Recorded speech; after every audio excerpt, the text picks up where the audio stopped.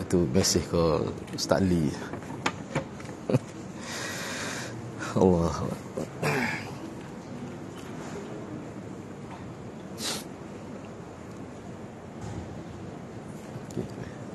Bismillahirrahmanirrahim. Assalamualaikum warahmatullahi wabarakatuh. Alhamdulillahi rabbil alamin. Wassalatu wassalamu ala rasulillahil amin. Nahmaduhu wa nasta'inuhu wa nastaghfiruh. Wa na'udzu billahi min shururi anfusina wa min sayyiati a'malina. Man yahdihillahu fala mudilla lahu wa man yudlil fala hadiya lahu. Rabbi shrah li sadri wa yassir li amri wahlul 'uqdatam min lisani yafqahu qawli. Amma ba'd. Alhamdulillah, bersyukur kepada Allah Subhanahu Wa Taala kerana dapat bersama pada pagi ini. InsyaAllah pada pagi ini saya akan sambung perbincangan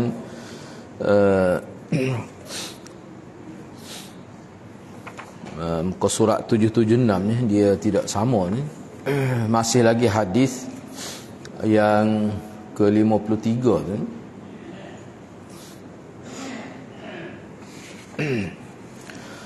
Yang mana hadis yang ke-53 ni masih lagi berkaitan dengan cerita ataupun maklumat yang disebutkan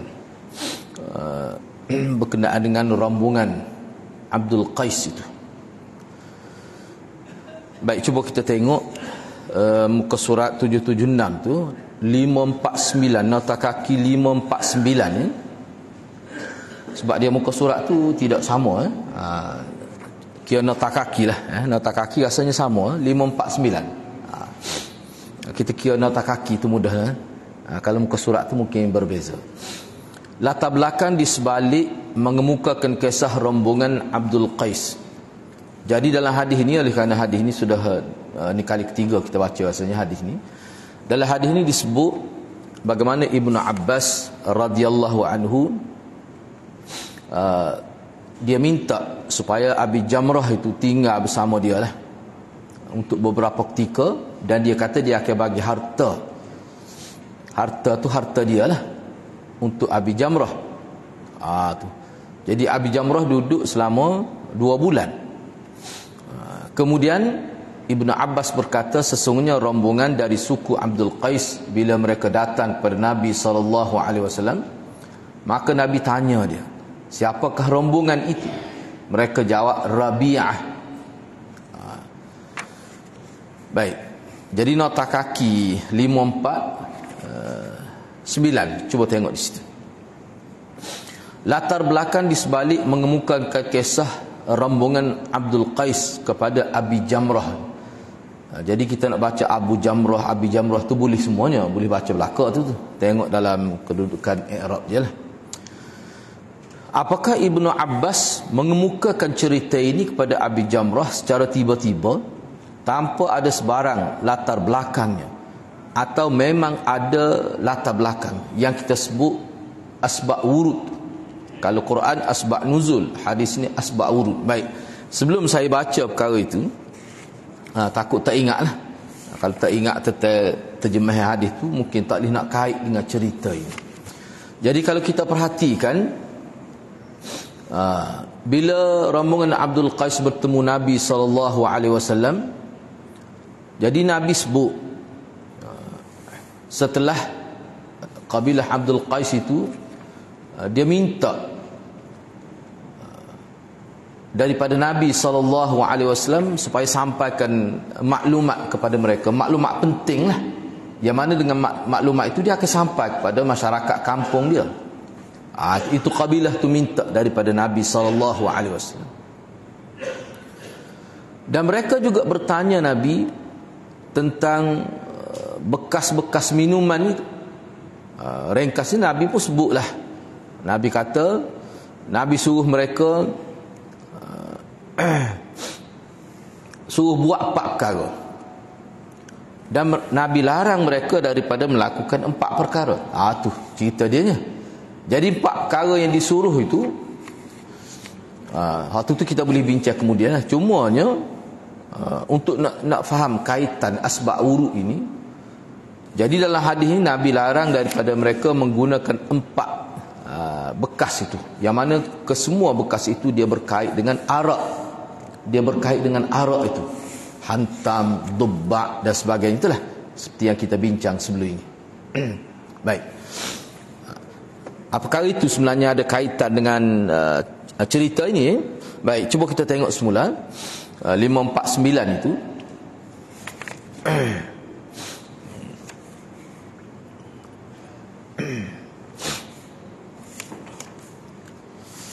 Okey.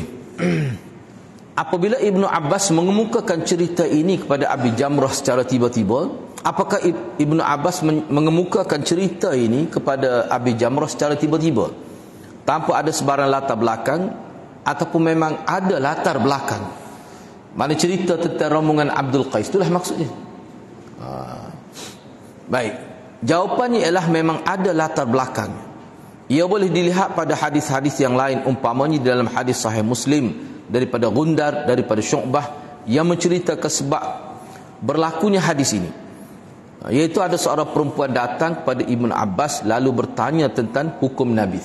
Kena ingat dulu, sebelum situ saya kena beri penjelasan lagi, takut tak boleh nak kait dengan cerita tu. Jadi kalau kita perhatikan berkenaan dengan cerita Abi Jamrah ini, tiba-tiba Nabi sebut pada dia. Mula-mula Nabi kata tinggallah bersama dia, dia kebui harta dia. Maka Abi Jamrah kata 2 bulan lah dia duduk situ. Jadi Ibnu Abbas cerita tentang rombongan Abdul Qais. Baik, poin yang anda nak tekankan di sininya, poin yang utama lah, yang dikaitkan dengan rombongan Abdul Qais ini adalah berkait dengan arak itu. Dan Nabi sebut supaya jangan guna 4 dia punya bekas yang biasa digunakan oleh orang Arab untuk minum arak. Dan sebenarnya bekas itu dia bukan sekadar digunakan untuk minum arak. Hantam, dubbak dan sebagainya lah, mizaffat itu disebut kan. Tapi bekas ini sebenarnya dia digunakan untuk mempercepatkan perubahan air perahan anggur itu. Mana bila dimasukkan di dalam bekas ini, maka proses perubahan daripada perahan anggur dia boleh bertukar dengan lebih cepat untuk menjadi arak yang memabukkan itu. Sebab tu Nabi tak pernah guna tu. Itu kita bincang selepas ni. Tu. Itu kaitan dia. Itu sebenarnya cerita dia. Jadi kita nak faham, tiba-tiba sebab kalau nak kiranya cerita Abi Jamrah ni tidaklah ada kaitan sangat, tiba-tiba Nabi sebut begitu. Nabi sebut begitu.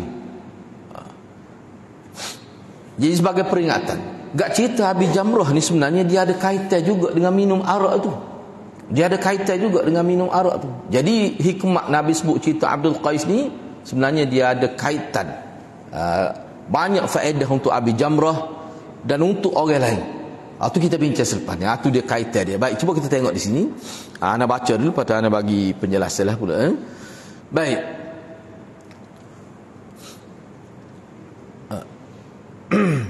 Jadi jawapannya memang ada latar belakangnya. Ia boleh dilihat pada hadis-hadis lain, umpamanya di dalam Sahih Muslim daripada Gundar, daripada Syu'bah, yang mana asbab wuruknya disebut di sini, iaitu ada seorang perempuan datang kepada Ibnu Abbas lalu bertanya tentang hukum nabidh.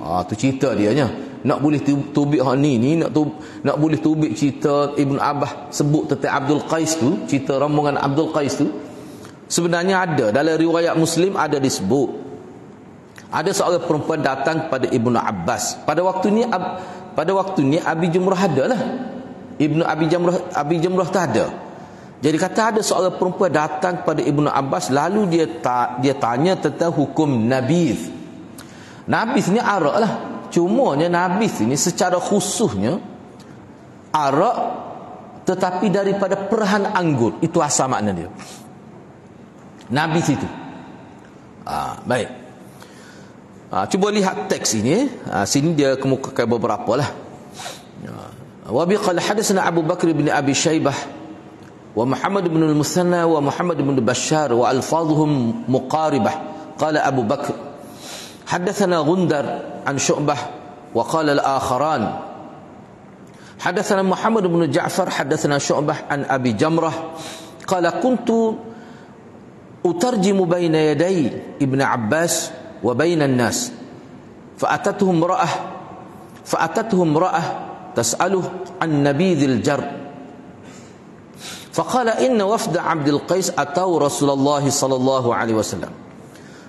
Abu Bakr bin Abi Syaibah yaitu Muhammad bin Al-Muthanna dan Muhammad bin Bashar meriwayatkan kepada kami. Lafaz mereka ni mutaqaribah, tak jauh bezalah, hampir sama. Abu Bakr berkata, Gundar telah meriwayatkan kepada kami daripada Syu'bah. Muhammad bin Al-Muthanna dan Muhammad bin Bashar pula berkata, Muhammad bin Ja'far meriwayatkan kepada kami daripada Syu'bah daripada Abi Jamrah. Kata Abi Jamrah, dia kata aku pernah menjadi juru bahasa di antara Ibnu Abbas dan orang ramai. Ni orang yang tidak Arab hak mari jumpa ni. Akulah jadi juru bahasanya. Lalu ada seorang wanita datang bertanya kepada Ibnu Abbas tentang nabith, iaitu air rendaman tamar kering. Ni. Tapi nabith tu biasanya dia anggur asalnya, nabith tu. Tapi di sini maksudnya air rendaman tamar kering. Kalau asal sungguh lah. Bila kata nabith, sebab itulah setengah-setengah ulama fiqh dia khilaf pula. Dia kata kalau bila sebut nabith ni dia khusus untuk apa ni kita kata anggur tu, sehingga keluar hukum fiqh yang agak berbeza lah. Tapi di sini tak, sebab tu dia buat dalam kurungan tu. Ni berkait dengan jar. Jar tu makna air rendaman tamar kering. Jadi nabith di sini orang tidak terjemah dah asalnya air perahan anggur tu. Tapi dia sudah dengan terjemah arak dah. Nabith di sini. Walaupun asalnya daripada perahan anggur itu. Jadi berkait dengan air rendaman tamar kering. Ni hak perempuan itu tanya, yang disimpan dalam bekas tembikar. Macam mana tu? Sipai ni maksud sipai jadi arak tu lah. Bila berlaku proses dia tu. Maka beliau menjawab, situlah tubik ceritanya. Tubik ceritanya, sesungguhnya rombongan Abdul Qais bila mereka datang kepada Nabi SAW, barulah bersambung dengan hadis kita baca ni. Nak boleh sebut dia punya rombongan Abdul Qais tu asalnya daripada seorang perempuan tanya. Sebab tu kalau kita tengok rombongan Abdul Qais, antara poin yang Nabi sebutnya, Nabi tak benar mereka guna bekas, 4 jenis bekas itu. Kerana 4 jenis bekas tu berkait dengan arak. Itu maksud dia nya. Jadi kalau kita faham latar belakang, tidaklah nampak macam tiba-tiba apa kaitan pula sebut kepada Abi Jamrah tentang rombongan Abdul Qais tu. Baik, cuba kita tengok lagi. Di dalam Sahih Bukhari Kitabul Maghazi ada pula dinukilkan daripada Abi Jamrah sendiri. Dia sebut begini, an Abi Jamrah qultu li Ibn Abbas radhiyallahu anhuma anna li jarrah yuntabadhu li nabidhun fa ashrabuhu hulwan fi jar in akthartu min fajalastul qaum fa ataltul julus khashitu an aftadih faqala qadima wafdu Abdul Qais ala Rasulillah sallallahu alaihi wasallam. Daripada Abi Jamrah kata dia, aku pernah berkata kepada Ibnu Abbas, sesungguhnya aku pernah memiliki bekas daripada tembikar untuk dibuat arak. Lalu aku meminumnya dalam keadaan manis, rasa manis tu. Dia sebut gitu. Jika aku terlalu banyak minum dan duduk bersama dengan orang-orang lain lah, aku tidak akan bersama mereka dalam tempoh yang lama. Mana kalau duduk pun lepas minum, duduk sebentar ya. Apa tu? Supaya tidak terlihat kesan mabuk padaku. Maka Ibnu Abbas berkata, rombongan Abdul Qais pernah datang kepada Rasulullah sallallahu alaihi wasallam. Jadi tujuan Ibnu Abbas bawa cerita Abdul Qais ni kerana dia berkait dengan cerita Abu Jamrah yang biasa mabuk tu lah. Yang biasa mabuk tu. Cerita ni berlaku ni di zaman sebelum tu lah. Sebelum berlaku pengharaman arak itu. Tu cerita dia nya. Cuma dia tanya siapa tu lagu, mana bekas ni boleh guna lagi ke untuk minum air biasa ni? Moga bekas tu asalnya digunakan untuk arak, untuk mempercepatkan proses air perahan buah tu bertukar menjadi arak. Bekas tu khusus untuk tu. Jadi bila kita ni sudah tak minum dah, arak ni sudah diharamkan, boleh guna lagi kedak bekas tu. Takutnya terlitah. Nah, takutnya terlitah dalam kepala bila minum tu ingat arak. Tu persoalan asal dia. Tanya tu. Itulah sebab Ibnu Abbas bawa cerita Abdul Qais, sebab dia ada kaitan dengan soalan yang dikemukakan oleh perempuan tadi ataupun oleh Abi Jamrah tu sendiri. Kedua riwayat dia mari tu. Mula-mula cerita seorang perempuan tanya tu. Hak bawah ni Abi Jamrah sendiri dia sebut. Tu. Jadi boleh minum kalau lagi dengan bekas tu, bekas tembikar itu. Hak mabuk tu dulu. Dia orang Arab ni dia ada bekas khusus. Lepas ni kita bincanglah. Bekas ni memang dia letak, mana kalau dia gini, dia perahan anggur ataupun perahan tamar kering ni dia rendai dalam air tu tidak semestinya banyak, kadang-kadang untuk minum secara peribadi. Jadi bekas tu kan dia letak dalam tu, bukan untuk jual pun, untuk sendiri dia buat sendiri. Ada tu nak ayatnya dekatnya arak dengan masyarakat Arab jahiliah tu, sehingga arak ni dia reti buat sendiri, ada bekas khusus. Jadi bekas ni kenapa dia jadi khusus tu? Kerana bekas ni dia mempercepatkan proses dia punya perubahan air perahan itu menjadi arak. Baik, tak minum dah arak selepas tu nya, dah haram dah arak. Bekas ni boleh ke tak kita guna untuk minum air biasa, buat teh ke kita kata tak? Boleh ke tak? Tu cerita dia nya. Baik, hari ni kita bincang dah dulu di Masjid Teripuk dulu. Bincang dah dulu hak berkait dengan ni. Baik, tak apalah. Cuba kita tengok lagi.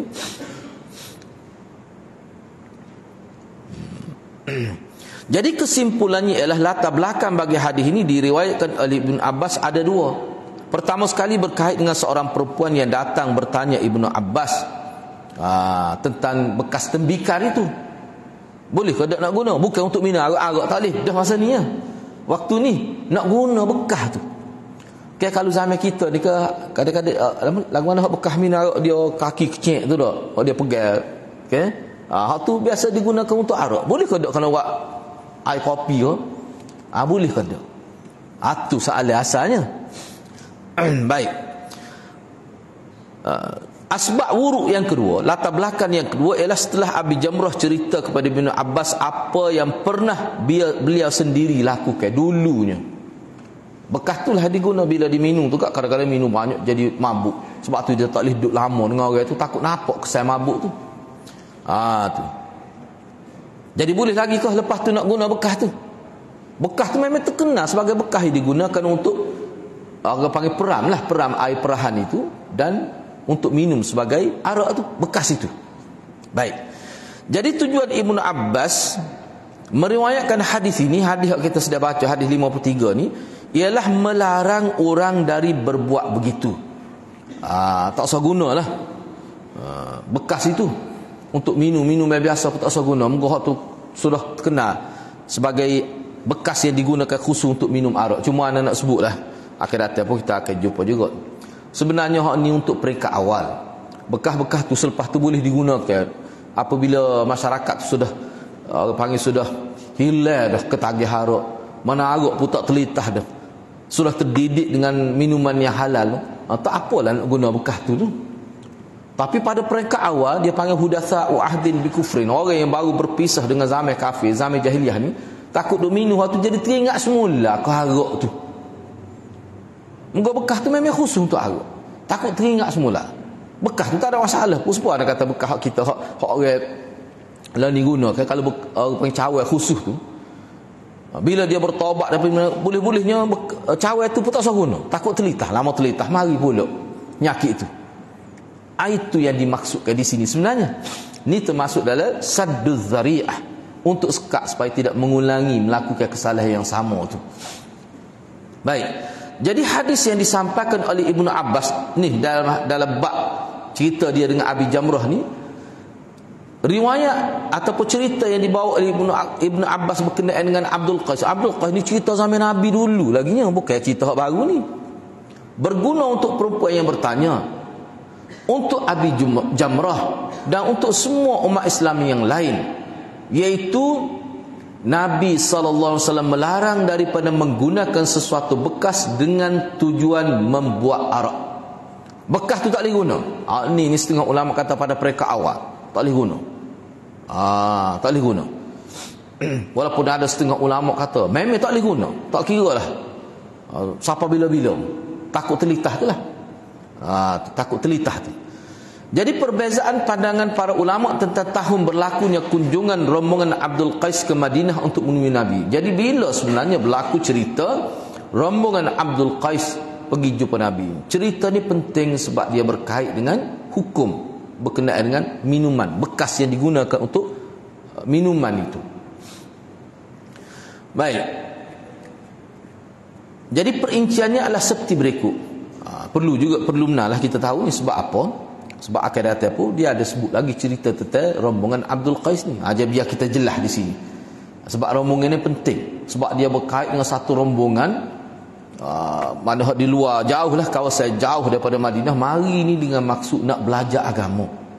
Sebab tu dia mari, dia tanya royaklah kepada kami. Yang mana kalau kami buat benda ni kami boleh masuk syurga, dia kata.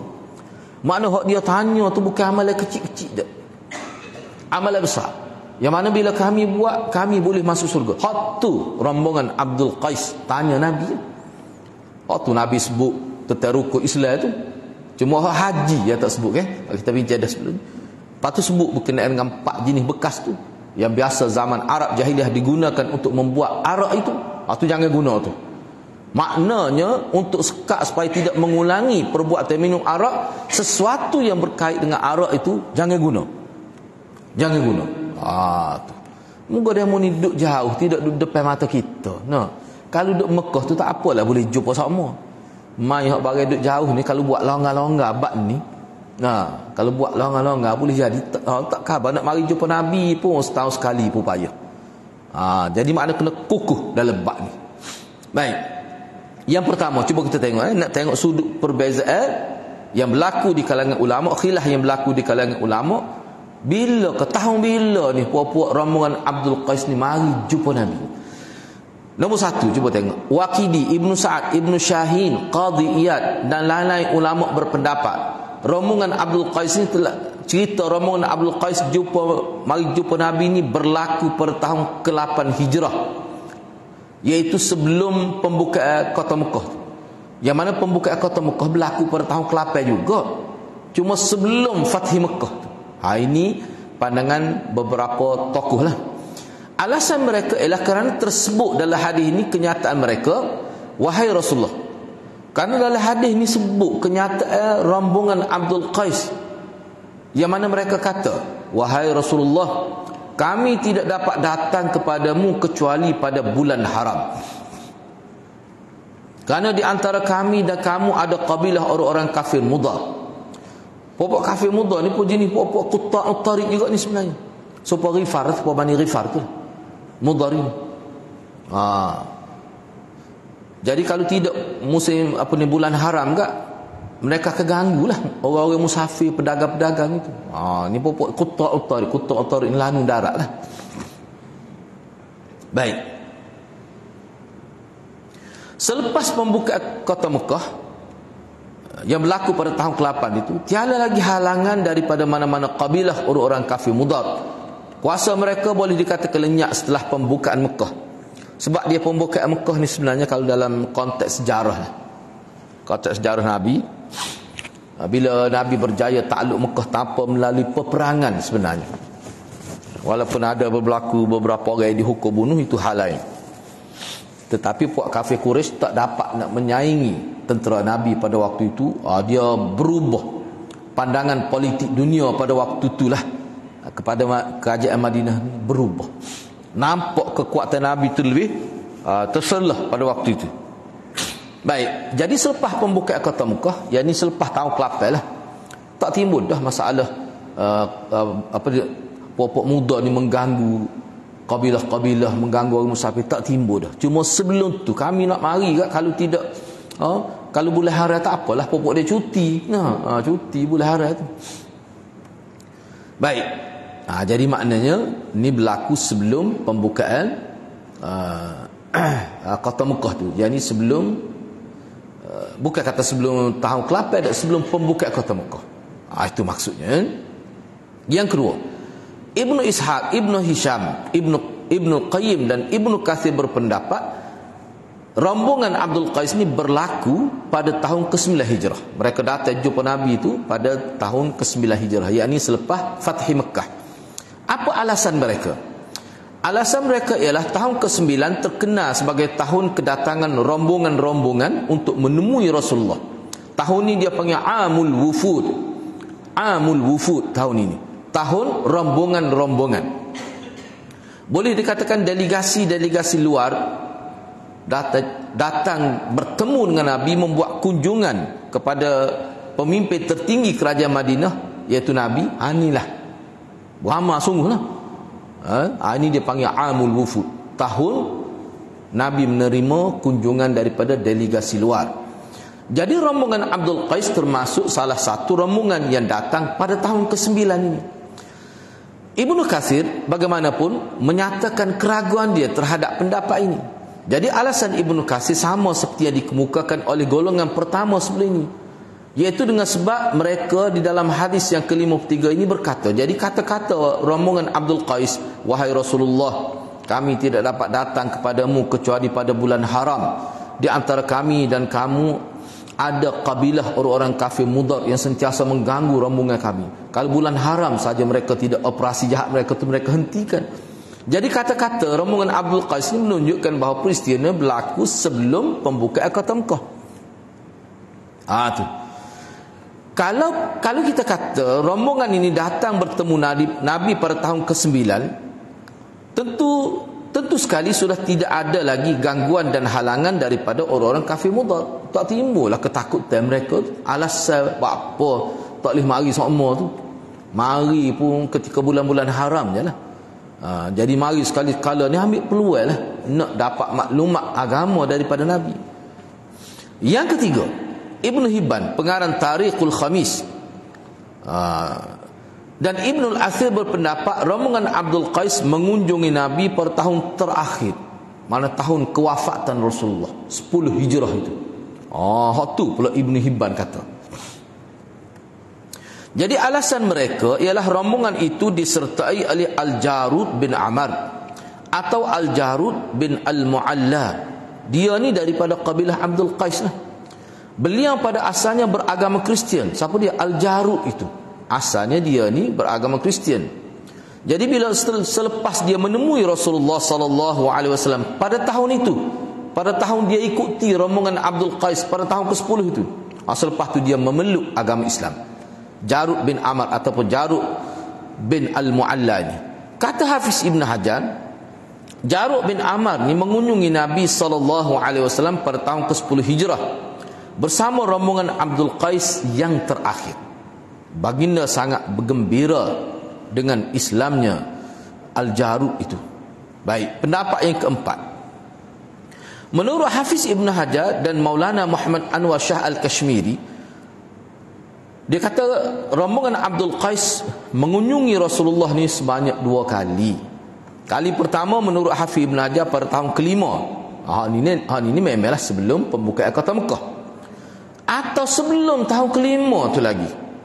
Kali keduanya pula ialah pada tahun ke-9 yang merupakan Amul Wufud, yakni selepas pembukaan kota Mekah tu lah. Tu kata 2 kali. Sementara menurut Maulana Muhammad Anwar Shah Al-Kashmiri, kali pertama kunjungan mereka berlaku pada tahun ke-6 Hijrah, juga sebelum pembukaan kota Mekah. Kali kedua pada tahun ke-8 Hijrah. Pada tahun ke-8 Hijrah. Jadi tahun ke-8 Hijrah tu apa selepas pembukaan kota Mekah ataupun sebelum? Tu tak jelas juga situ. Baik, tak apalah. Jadi pendapat 1 hingga 3 mengandaikan kunjungan rombongan Abdul Qais terhadap Nabi berlaku sekali saja. Kalau kita tengok pendapat 1, 2, 3 tu, mereka sebut sekali ya berlaku rombongan Abdul Qais ni, iaitu sekali. Jadi sekali itu apakah sebelum pembukaan kota Mekah atau sebelah ataupun selepas? Tak kira lah, tapi sekali. Jadi kalau sekali tu jadi timbul masalahnya, timbul jadi khilaf tu, baik tak apalah. Bagi penulis, jadi bagi Maulana sendiri, dikata pendapat-pendapat itu tidak tepat kerana 3 sebab sekurang-kurangnya. Pertama, Karena di dalam hadis ke-53 ini tersebut kata-kata rombongan Abdul Qais, wahai Rasulullah, kami tidak dapat datang kepadamu kecuali pada bulan haram. Di antara kami dan kamu ada kabilah orang-orang kafir Mudar. Maknanya jelas ini sebelum pembukaan kota Mekah. Alasan kedua, kerana haji mengikut pandangan ulama yang paling sahih telah difardukan per tahun ke-6. Sedangkan maklumat Nabi sebut bila rombongan Abdul Qais tanya, ceritakanlah, hajar kepada kami amalan yang kami boleh masuk surga dengan amalan itu. Nabi sebut rukun Islam tu, semaya, puasa, zakat, tapi tak sebut haji itu. Maknanya tak sebut haji itu, maksudnya haji ni tak berlaku lagi pada waktu ni. Kefarduan haji tak berlaku lagi. Sedangkan ulama semua terima, hampir semualah pendapat ulama yang paling sahih bahawa haji itu berlaku pada tahun ke-6 Hijrah. Jadi maknanya sebelum tahun ke-6 Hijrah lah. Itu alasan kedua. Kenapa? Kerana jika kunjungan mereka berlaku selepas tahun ke-6, tentu sekali Nabi sebut haji itu dalam kata-kata Nabi yang mereka kena buat lah. Tapi tak sebut ni tentang haji tu. Sebab sebutnya ke apa dia? Salat, zakat, puasa, lepas tu kalimah syahadah kena jagalah. Jangan wirasa. Itu. Tapi haji tak sebut. Padahal haji itu merupakan salah satu rukun Islam juga. Jadi tidak tersebutnya haji dalam hadis ini menunjukkan semasa rombongan ini pergi jumpa Nabi itu, haji itu belum difardukan lagi. Kalau sebut belum difardukan, maknanya kita kata bawah pada tahun ke-6 lah. Itu.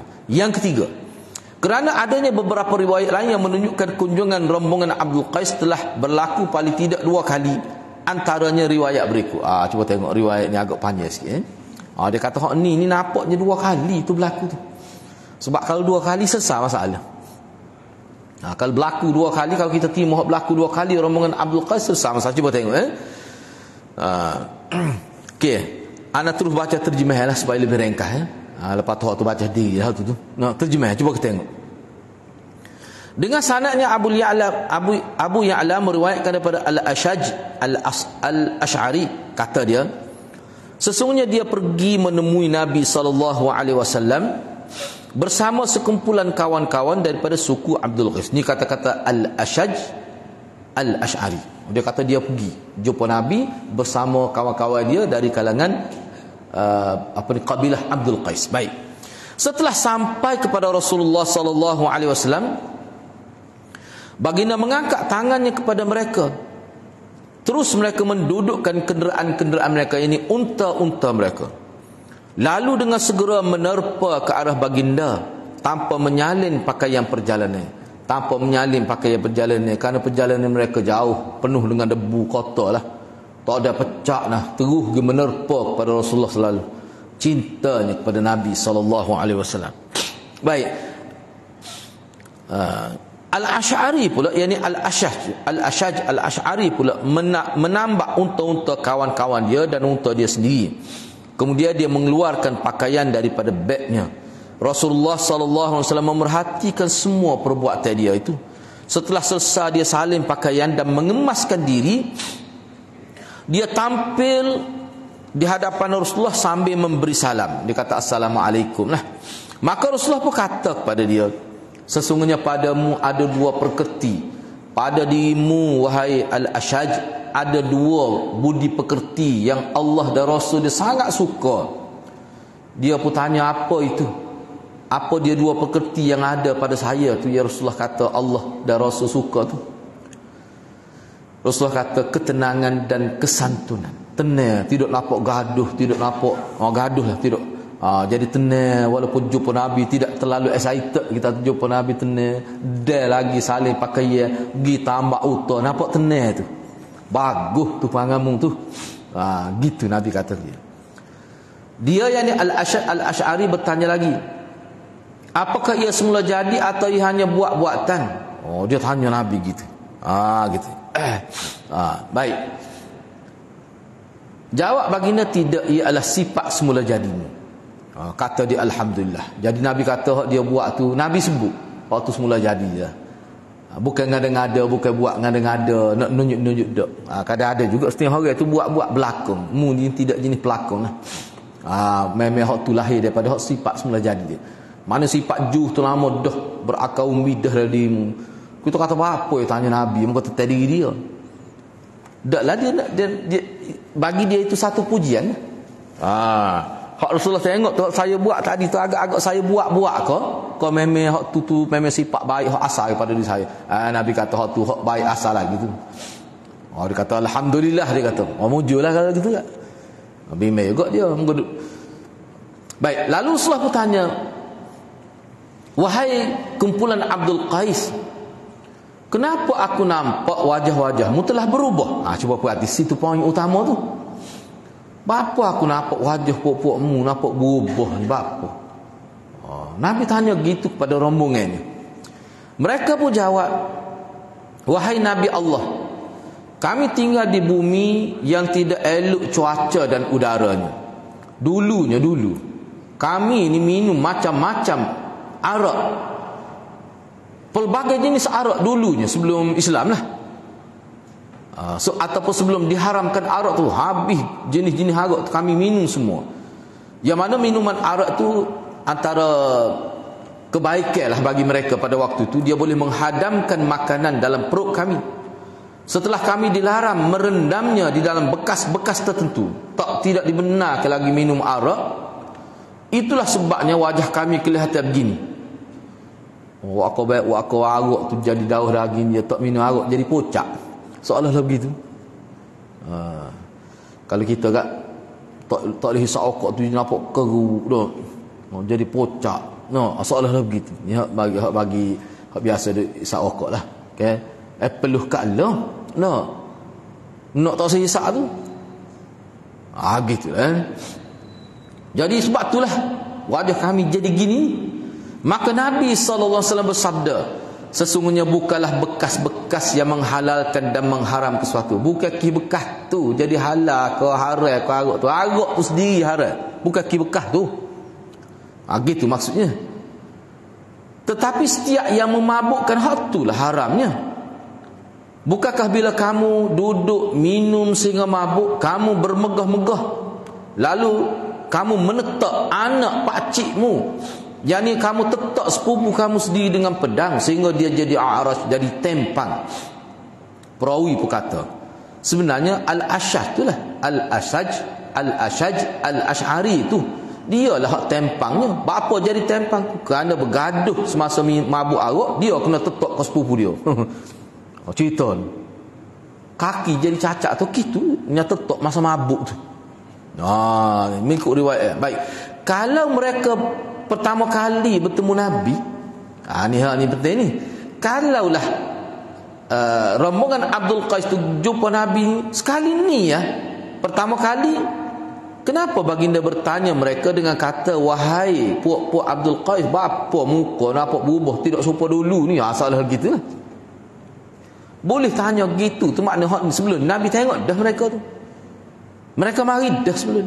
Jadi bila Nabi tanya tu maksudnya apa tak serupa muka wajah masa dulu mula-mula mari tu. Gitu maksud dia. Dan kenapa pula mereka berkata, wahai Nabi Allah, kami tinggal di bumi ataupun negeri yang cuaca dia, udara dia tu tak molek. Dulu kami minum macam-macam jenis arak yang dapat menghadamkan makanan dalam perut kami. Bila mana kami dilarang merendamnya, bila kami dilarang merendam arak dalam bekas-bekas tertentu lah, itulah sebab wajah kami jadi berubah jadi lagu ni. Tu. Jadi kalau kita perhatikan dialog di antara mereka dengan Nabi, ni bukan kali pertama je pun. Kata-kata mereka itu jelas menunjukkan hadis ke-53 yang sedang dibincangkan sekarang telah disabdakan oleh Nabi dalam kunjungan mereka yang terdahulu. Jadi hak ni hadis 53 kita baca ni, hak ni kira-kiranya dialog ataupun dialog mereka dengan Nabi ni hak kunjungan pertama. Kunjungan pertama. Itu maksudnya. Jadi kira-kiranya bagi Maulana dia kata pendapat hak kata dua kali ni lebih kuat lah. Jadi kita boleh kompromi ke di antara banyak-banyak pendapat. Hak kata tahu ke-9, hak kata bawah pada tahu ke-8. Kalau kita terima kata berlaku dua kali, dia tidak nampak berlaku percanggahan itu. kita kena ingat satu kaul lah bila kita belajar hadis ni. Ulama-ulama kita ni, mana-mana hadis yang sahih, kalau zahir nampak berubah, nampak bertembung, bila kedua-dua hadis tu sahih, dia akan cuba juga untuk pakai kedua-dua hadis.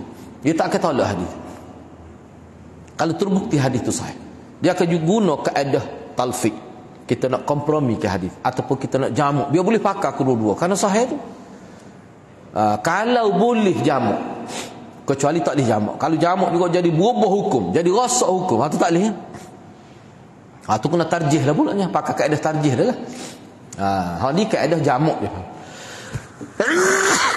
Begitulah. Baik, seterusnya antara Rabi'ah dan Abdul Qais, kalau kita perhatikan dalam hadis 53 ni, bila ditanya, mu ni dari kumpulan puak mana? Kan Nabi tanya, dia kata Rabi'ah. Dari puak Rabi'ah. Jadi apa sebut Rabi'ah, sedangkan sebutnya rombongan Abdul Qais. Bila siapa depan Nabi, Nabi tanya, tiba-tiba jawab Rabi'ah, daripada kabilah Rabi'ah. Sedangkan mula-mula sebut kabilah Abdul Qais. Kau ada kaitan tu antara Rabi'ah dengan Abdul Qais itu? Cuba tengok di sini. Ini perkara-perkara yang mungkin timbul kemuskilan lah. Rabi'ah bin Nizar bin Ma'ad bin Adnan. Jadi Rabi'ah ni nama dia dengan lengkap lah, Rabi'ah bin Nizar bin Ma'ad bin Adnan.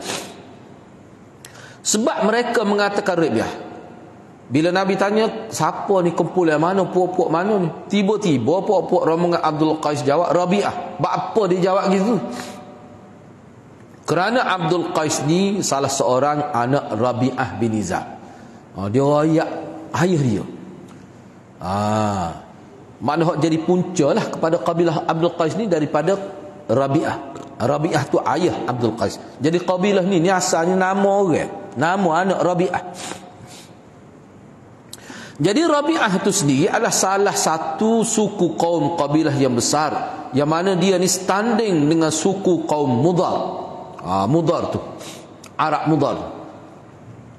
Jadi kalau hadir-hadir rajin lah nak tahu tentang Mudar ni, boleh type dalam Google kabilah Mudar. Siapa?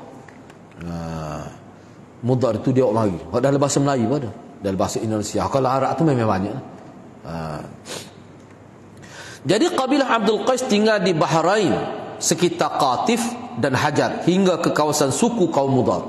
Maknanya dia ni bersambung ni, berjiran lah dengan Mudar itu. Pengarang kitab At-Tahrir berkata, rombongan Abdul Qais terdiri daripada 14 orang yang berkenderaan. Ketua mereka ialah Al-Ashaj Al-Ash'ari. Sesetengah ulama berpendapat bilangan mereka adalah 13 orang. Demikian tersebut di dalam Al-Ma'rifah oleh Ibn Mandah. Tetapi Ad-Dulabi, ini soal ahli sejarah juga, Ad-Dulabi meriwayatkan jumlah rombongan Abdul Qais ni 40 orang. Parok tu beza tu. Perbezaan pendapat ini walau bagaimanapun dapat dikompromikan. Kalau kita kata dia mari ni 2 kali, tak timbul masalah. Sebab itulah pendapat kuat sini mengikut ini. Makna rombongan Abdul Qais datang jumpa Nabi 2 kali. Rombongan pertama sebelum pembukaan kota Mekah, rombongan kedua selepas pembukaan kota Mekah pada tahun ke-9. Jadi tak timbul masalah kata, ada kata 13 orang, ada kata 14 orang. Tu kira hak mula-mula mari.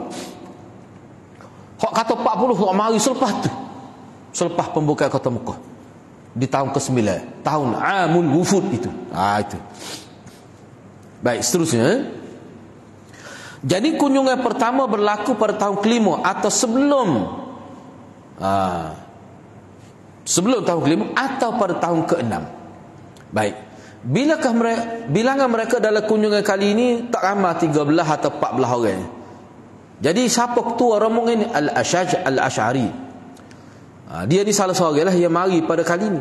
Kunjungan kedua pula pada tahun kedatangan orang ramai dari pelbagai kabilah untuk menemui Nabi SAW.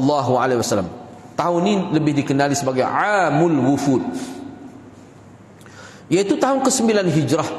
Bilangan mereka yang datang pada kali ini ialah 40 orang. Jarud Al-Abdi adalah salah seorang yang datang pada kali ini, Al-Jarud tu. Jarud ni sebenarnya dia banyak tu, khilah nama nisbah dia tu. Tadi kan Amar, Jarud bin Amar. Nah, Jarud bin Mu'alla, Jarud Al-Abdi, salah seorang yang datang pada kali ini. Baik, untuk mengkompromi ke pendapat yang berbeza-beza itu, boleh juga dikatakan 14 orang adalah dari kalangan ketua rombongan, selebihnya adalah orang-orang yang biasa. Hafiz Al-Aini berkata jumlah mereka semuanya 45 orang. Beza lagi. Tadi 40, ni 45. Bagi penulis, menyatakan bilangan mereka secara tetap adalah tidak tepat. Itulah sebabnya Imam Bukhari dan Muslim tidak berbuat demikian dalam kitab mereka. Jadi berapa orang tu tidak jelas lah. Sebab Imam Bukhari dia tidak tumpu kepada bilangan itu. Badruddin Aini kemudian menukil ke pendapat Qadhi Iyad daripada Syarah Nawawi lah dalam kitab Muslim dia, tentang sebab kedatangan mereka. Kata Qadhi Iyad, rombongan mereka, yakni rombongan Abdul Qais, datang mengunjungi Nabi SAW pada tahun pembukaan kota Mekah, yakni pada tahun ke-8 sebelum baginda keluar menuju ke Mekah untuk menguasainya. Ni. Jadi Qadhi Iyad kata rombongan Abdullah Qais jumpa Nabi pada tahun ke-8 juga, tapi sebelum Nabi tobik nak pergi ke Mekah, sebelum Nabi nak pergi buka kota Mekah.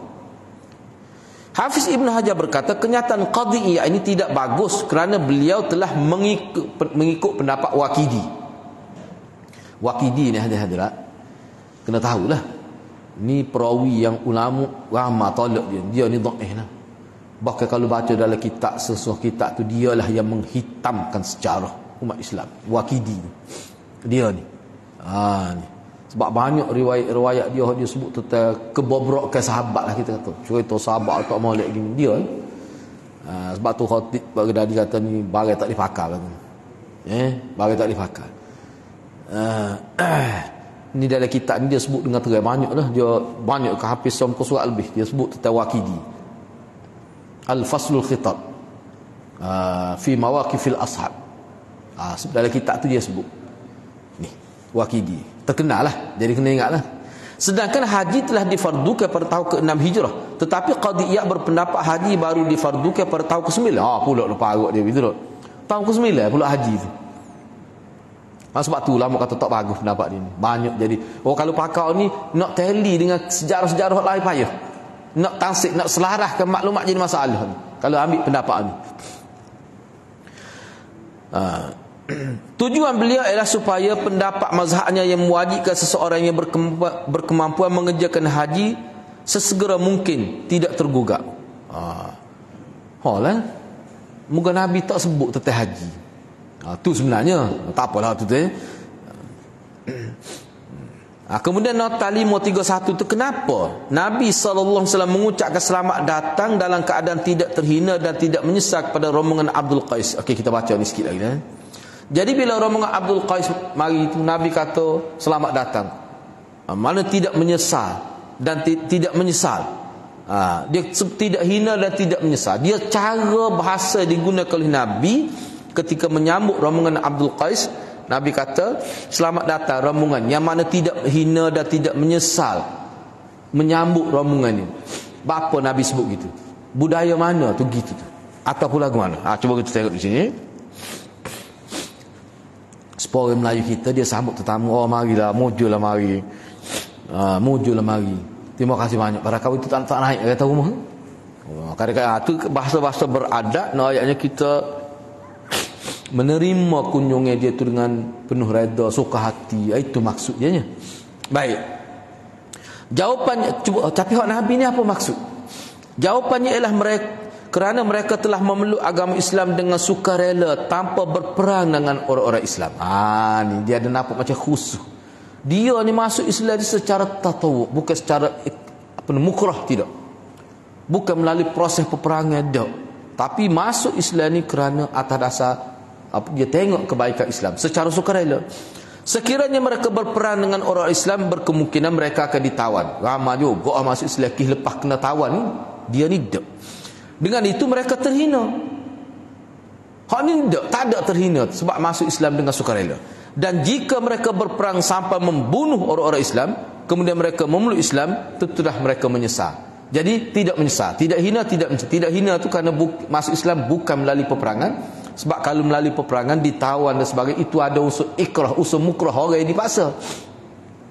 Dan mereka tidak terlibat berperan dengan orang Islam. Kalau terlibat berperan dengan orang Islam, mungkin ada siapa perekat dia bunuh orang Islam. Hal tu juga tak berlaku. Jadi maknanya tidak menyesal lah. Itu yang dimaksudkan di sini. Dia ada makna lebih khusus lah. Gitu . Bukti rombongan Abdul Qais pada ketika itu telah memeluk Islam. Masa dia mari jumpa Nabi ni,